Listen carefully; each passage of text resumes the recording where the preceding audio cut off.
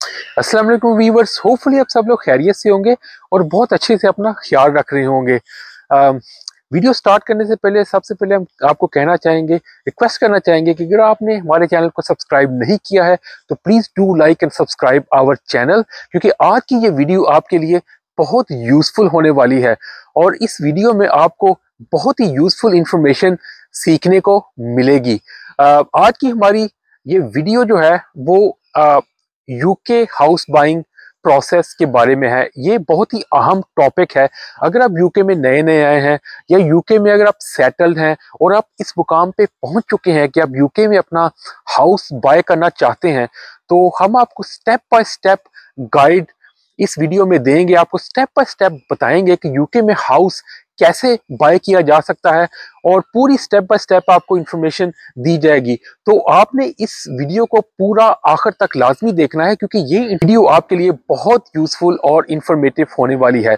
तो सबसे पहले हम आपको बताना चाहते हैं कि यूके में हाउस बाइंग प्रोसेस थोड़ा सा डिफरेंट है दूसरे कंट्रीज से, क्योंकि दूसरे कंट्रीज में अगर आप इंडिया से, पाकिस्तान से, श्रीलंका से, बांग्लादेश से, किसी भी दूसरे कंट्री से हैं तो आपको पता होगा कि अगर आपके पास मनी है, पैसे हैं, तो आप पहले डिपॉजिट देते हैं, घर सेलेक्ट करते हैं और पूरी पेमेंट करके आप घर बाय कर लेते हैं और घर की रजिस्ट्री आपके नाम हो जाती है। ये सिंपल प्रोसेस होता है। मगर यूके में हाउस बाइंग प्रोसेस जो है वो थोड़ा सा डिफरेंट होता है, क्योंकि यूके में लोगों के पास इतने पैसे नहीं होते कि वो इतनी बड़ी रकम, क्योंकि यूके में हाउस प्राइसेस बहुत हाई होती हैं। और अगर आप स्कॉटलैंड की बात करें तो average house flat price, 2 bedroom flat price और हाउस प्राइस इज 150,000 पाउंड्स। अगर आप लंदन, बड़े सिटीज में जाते हैं तो हाउस की प्राइस जो है 250,000 और अबव है। 2 बेडरूम और small first time buyers house की मैं प्राइस की बात कर रहा हूँ। तो जिस हिसाब से आपने घर बाय करना है, जितने उसके अंदर रूम है, उस हिसाब से हाउस की प्राइजेस वेरी कर सकती हैं। तो सबसे पहला स्टेप ये होता है कि यूके में जब आपने हाउस बाय करना होता है तो आपको बैंक से मॉर्गेज के लिए अप्लाई करना पड़ता है। आप डायरेक्टली किसी के पास भी इतनी यूके में इनकम नहीं होती या उसके बिजनेस की इतनी ज्यादा इनकम नहीं होती कि आप डायरेक्टली आपके पास 1,50,000 पाउंड है या 150,000, 170,000, 200,000 पाउंड है कि आप सारी रकम दे के आप जो है मकान, हाउस जो है वो बाय कर सकें। तो सबसे पहला प्रोसेस आपको ये करना होता है कि आपके पास कुछ डिपॉजिट होनी चाहिए मकान बाय करने के लिए। Usually it's like 10 5 to 15% of the house value. For example, अगर हाउस की वैल्यू 150,000 पाउंड है तो आपके पास मिनिमम 10,000, 15,000 to 20,000 पाउंड आपके पास डिपॉजिट होनी चाहिए।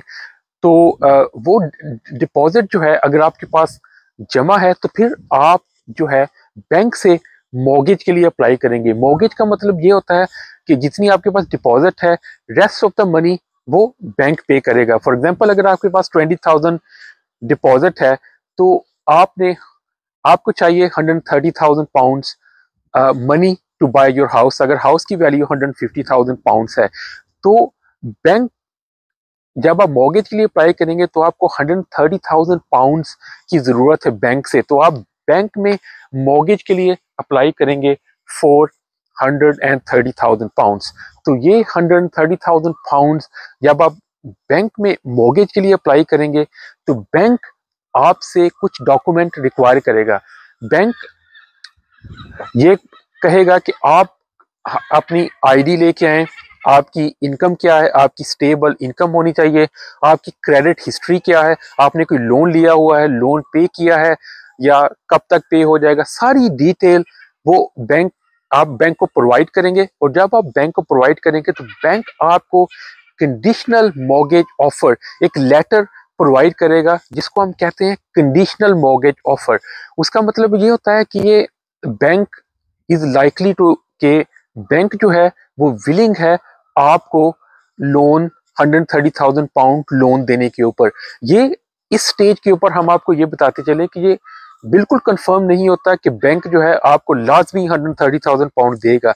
ये बैंक एक लेटर इशू करता है, विलिंगनेस अपनी शो करता है इनिशियल क्रेडिट सर्च के ऊपर, आपकी इनिशियल डॉक्यूमेंट देखने के ऊपर, चेक करने के ऊपर। मॉर्गेज एडवाइजर जो है वो आपको एक लेटर इशू करता है। इसका मतलब ये होता है कि bank is likely to provide you the money to buy your house, ठीक है। तो ये लेटर लेके आप स्टेट एजेंट के पास जाते हैं। जब आप स्टेट एजेंट के पास जाते हैं तो आप उसको कहते हैं कि मैं हाउस बाय करना चाहता हूँ इस मालियत का 150,000 पाउंड।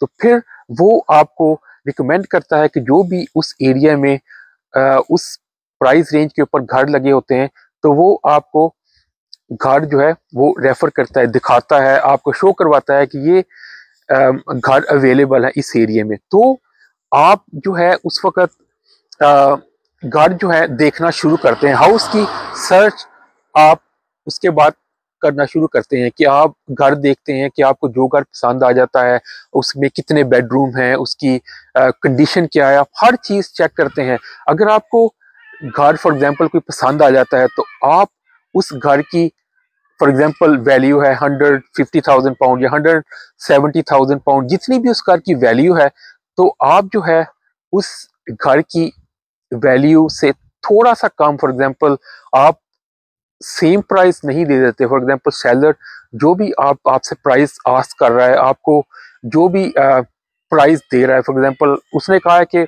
हाउस की वैल्यू 160,000 पाउंड है, तो आप उसको बिड लगाएंगे 145,000 पाउंड या 150,000 पाउंड, क्योंकि आप हमेशा जो बिड करते हैं हाउस के लिए वो मार्केट वैल्यू से कम होती है, उसकी ऑफर प्राइस से कम होती है।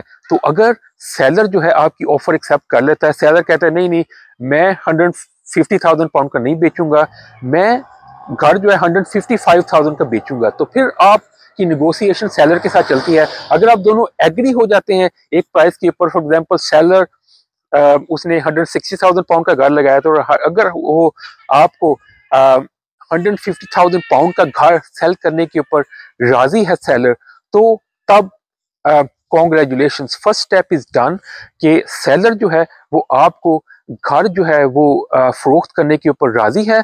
और तब उसके बाद जब सेलर आपकी ऑफर एक्सेप्ट कर लेगा, तो तब आपने फुल मॉर्गेज एप्लीकेशन के लिए अप्लाई करना है बैंक में।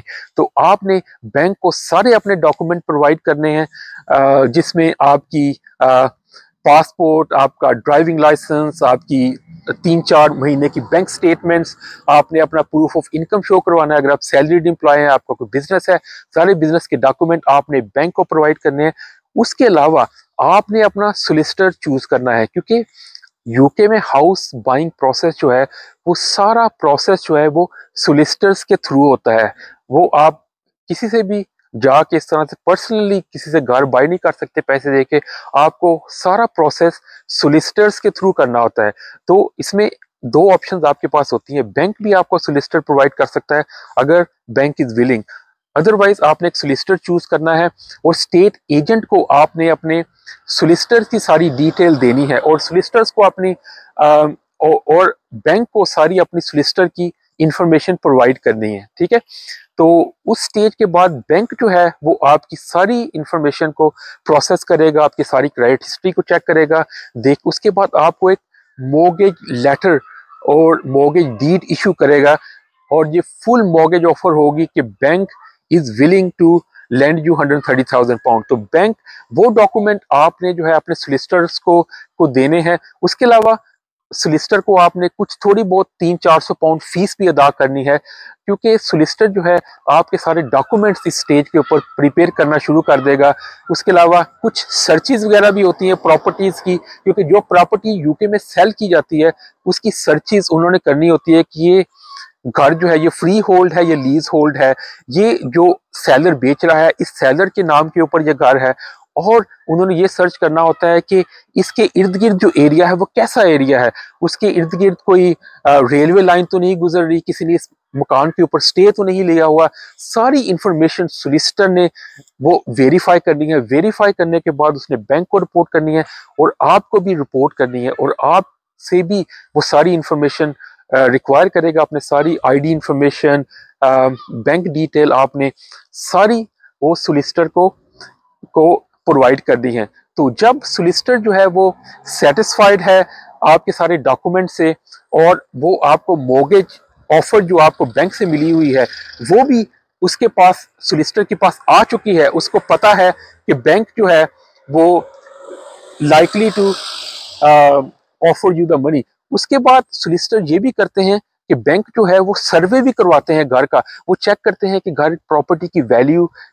तो बैंक जो है उसके अलावा बैंक भी प्रॉपर्टी की वैल्यूएशन करवाता है, सर्वे करवाता है। सर्वे में बैंक जो है ये डिटरमिन करता है कि ये प्रॉपर्टी की वैल्यू जो है वाकई 150,000 पाउंड है, क्या उसकी प्रॉपर्टी की कंडीशन क्या है, इसमें कोई डैम्पनेस वगैरह तो नहीं। ये सारा सर्वे जो है वो बैंक भी करवाता है और एक सर्वे रिपोर्ट जो है बैंक भी अपने पास रखता है। जब तमाम डॉक्यूमेंट्स जो है वो कंप्लीट हो जाते हैं, सोलिसिटर भी जो है वो सेटिस्फाइड हो जाते हैं और उनके पास बैंक की मॉर्गेज ऑफर भी आ जाती है, तो सोलिसिटर जो है वो सेलर के सोलिसिटर को कहते हैं कि we are ready to exchange the contract, तो हम जो है वो रेडी है एक्सचेंज द कॉन्ट्रैक्ट। तो अगर सोलिसिटर वो जो सेलर है उसके सोलिसिटर वो भी अगर रेडी है exchange the contract, exchange the contract उसका मतलब, कॉन्ट्रैक्ट एक्सचेंज करने का मतलब ये होता है कि घर की ओनरशिप जो है वो